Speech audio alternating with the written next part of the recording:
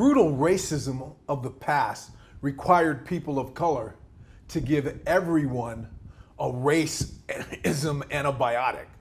We had to focus on changing the rules of society. They were so stifling and so oppressive.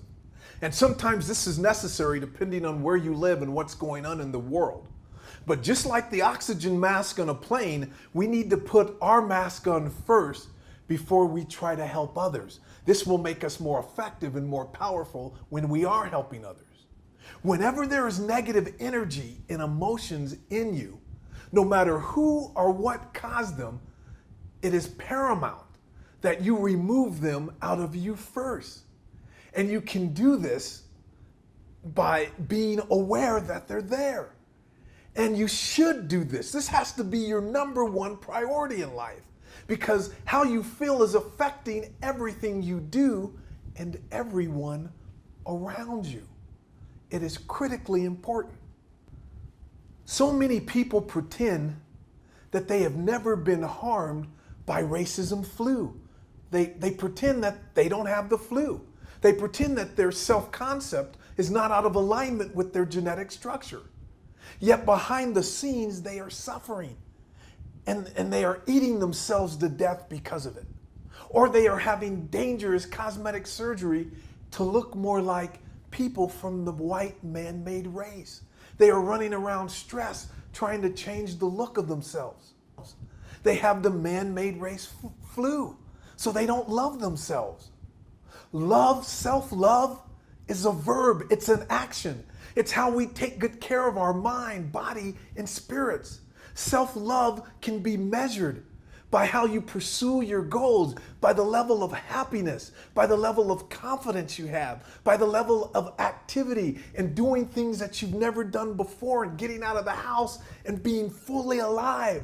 That is a measurement of self-love, not a verbal statement that I love myself. The denial of the racism flu and that most people are pretending to live lives that they're really not living is one of the reasons you'd be lucky to find 1 in 500,000 people who are truly happy and free to be themselves and who are fully alive, fully confident, in alignment with their powerful genetic structure. To achieve this involves detachment of the beliefs about what and who you are.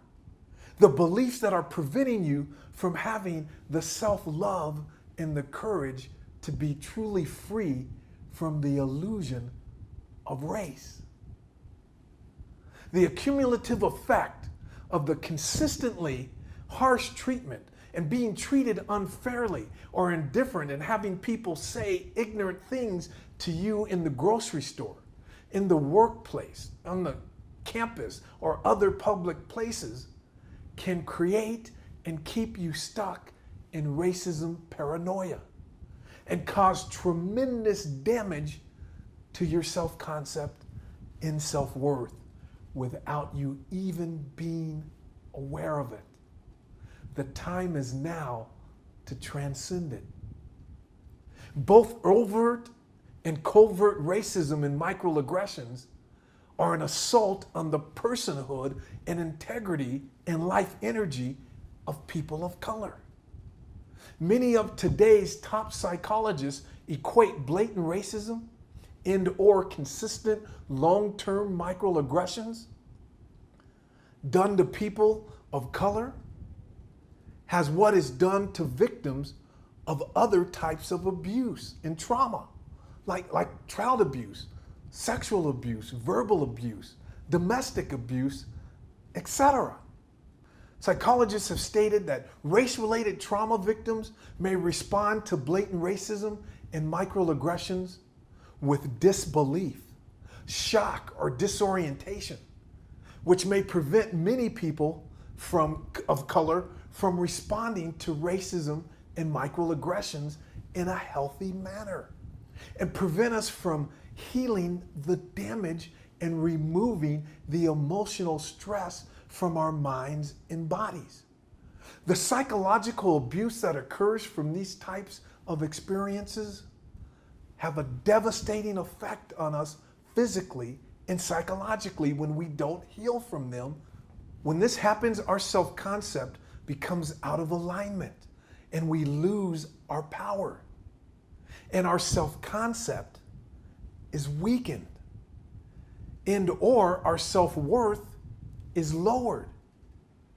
When this happens, it makes it much more difficult to find the beliefs, energy, and passion to create the highest version of ourselves. The exercise and tools in this section will help you remove and prevent self-blame.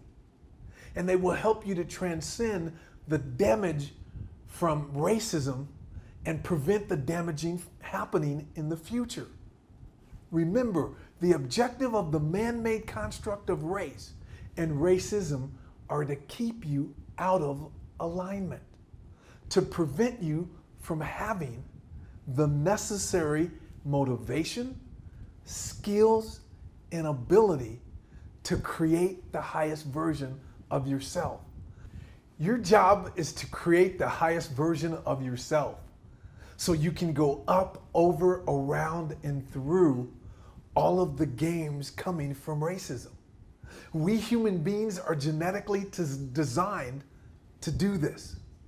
This doesn't mean that the abuse and mistreatment from racism won't get the best of you sometimes, because it will.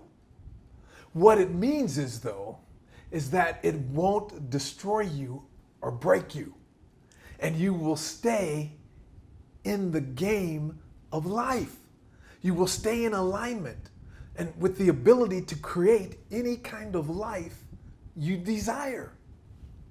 Whether perceived and imagined or really experienced, the negative effects of racism on our minds and bodies are the same. In numerous studies, race-related stress has been identified as the cause of many racism-related dysfunctions. When the emotional and psychological wounds of racism are not healed and effective coping skills are not developed, many people of color adopt negative, self-destructive coping strategies to alleviate the pain and stress of racism. This is so important to understand, because many of these coping strategies are destroying people of color in our families, in our communities at an alarming rate. The substance abuse, overeating, the poor eating habits, along with the inactivity, the mutilation of our bodies and our faces, and all of the things that we do are just a few of the ineffective, destructive coping strategies to ease the emotional stress from the construct of race and racism. And it is so unnecessary. For decades, research has shown the effects racism has on our physical health.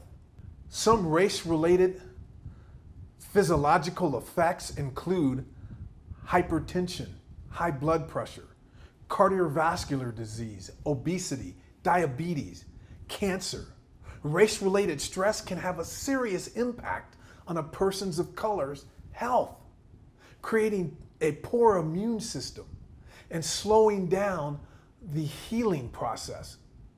No matter what you hear about your man-made race being more susceptible to certain diseases and illnesses, please know that it is not because of your genetics. It is because of your lifestyle. These illnesses are occurring in some people of color more than others. Remember the clip on sicklecellemania? Remember that? It is not because of our genetic structure. It's because of our environment. These diseases and illnesses are happening to us, not because of who we are, but because of what we do. Most of all of our health issues are due to lifestyle, and our lifestyle is a choice. We can change our lifestyle. This is why the choices we make for coping with the prolonged and consistent abuse and the subtle forms of racism and the microaggressions that we experience so consistently are so important. So keep working your plan. Keep taking good care of yourself.